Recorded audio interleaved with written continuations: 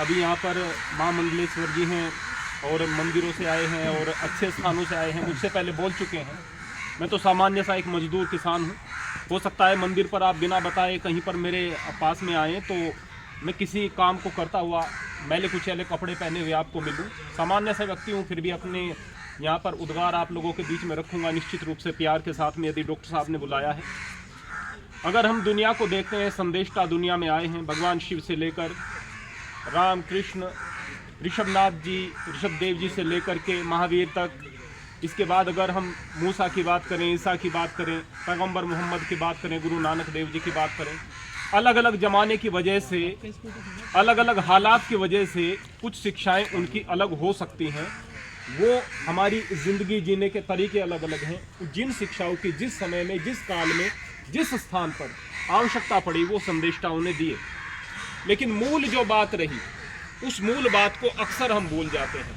वह बात क्या है कि यहाँ पर हम संसार में अस्थायी तौर पर आए हुए हैं। इस जिंदगी के बाद का जीवन, जिसको इस बात का ख्याल है कि मौत के बाद में क्या होना है और मौत के बाद में कहीं हमें जाना है, और ये जो जिंदगी है यह हमें कुछ करने के लिए मिली है, कुछ कर्म योग के लिए मिली है, जिसको इस बात का ख्याल है वही वास्तव में धार्मिक व्यक्ति हो सकता है। भगवान कृष्ण तो श्रीमद् भगवद गीता में कहते हैं, सर्वान धर्मान परित्यज्य माम एकम शरणं व्रज।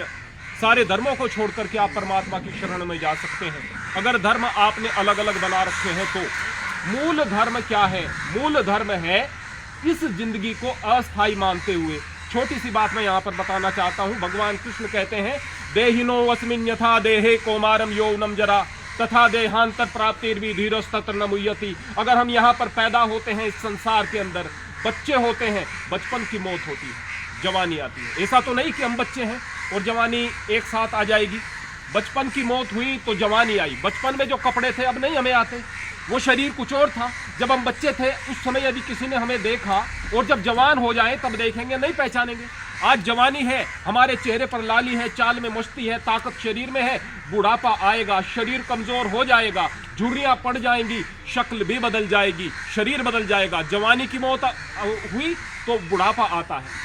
अगर इसको कहें कि भाई ये तो अवस्थाओं के परिवर्तन हो रहे हैं, यदि ये अवस्थाओं के परिवर्तन है और तू वही है, तो इस बात को भी समझ ले कि ये मौत भी आखिरी डेस्टिनेशन नहीं है, एक अवस्था का परिवर्तन है। इसके बाद भी कुछ होना है। जिसको इस बात का ख्याल है वह सारे के सारे विभेद से मिट जाता है। कारण क्या है?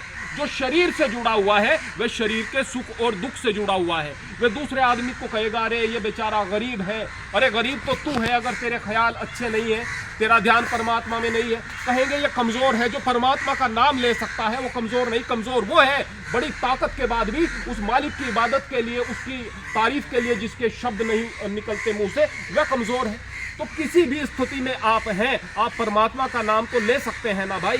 तो मूल बात क्या है? जब हम संसार से जुड़े हुए हैं, संसार की चीजों से जुड़े हुए हैं, तभी विभेद है। भगवान कृष्ण श्रीमद् भगवद गीता में कहते हैं, मात्र स्पर्शस्तु कौन्तेय शीतोष्ण सम दुःखदा आगाम अपायनो अनित्य स्थाम तितिक्ष्व भारत। भगवान कृष्ण क्या कह रहे हैं? ये जो सारे के सारे सुख और दुख हैं और विपरीत परिस्थितियां हैं, यहां पर प्रतिकूल परिस्थितियों की तरफ इशारा किया है। आज आपको जो चीज चाहिए आपके पास में नहीं है, लेकिन वह शरीर से जुड़ी हुई है भाई, शरीर से।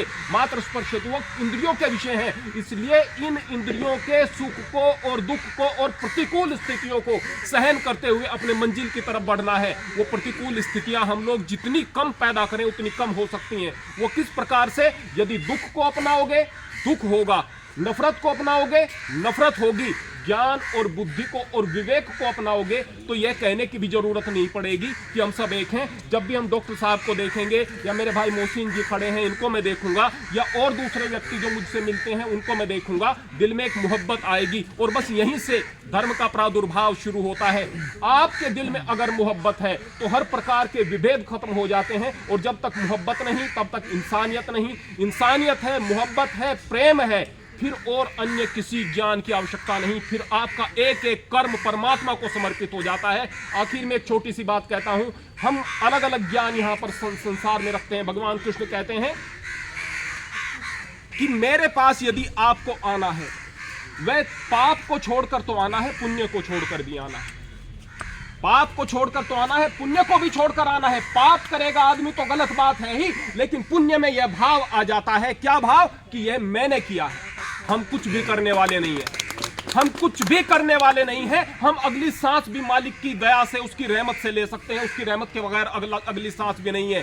इसलिए जब आप ये कहते हैं मैंने यह किया, तो वहां पर मैं प्रबल होता है, और जहां मैं प्रबल होता है वहां हम तू से हट जाते हैं। यह दिक्कत की बात है। मैं तो कुछ है ही नहीं। यदि आप कुछ अच्छा कर रहे हैं तो मालिक का धन्यवाद करें। मेरे परमपिता परमात्मा, तूने अवसर दिया है और मुझे अपना नौकर बनाया है। तेरी दया है, तेरी कृपा है, तेरी रहमत है। आप पाप को छोड़ दें, पुण्य को छोड़ दें। केवल हो तो मोहब्बत हो, प्रेम हो, और जब मोहब्बत होगी, जब प्रेम होगा, तो उस वक्त ईसा भी अपने हैं, मूसा भी अपने हैं, मोहम्मद भी अपने हैं, राम भी अपने हैं, महावीर भी अपने हैं, और सब के सब वो लोग जो कि ईश्वर को मानते हैं वह अपने ही हैं। और जो ईश्वर को नहीं मानते हैं, उनके प्रति हमारा कर्तव्य है कि हम उनको रास्ता दिखाएं। परमपिता परमात्मा, इनके मन में भी उस मालिक के प्रति मोहब्बत हो। बस यह हमारा प्रयास हमेशा रहना चाहिए।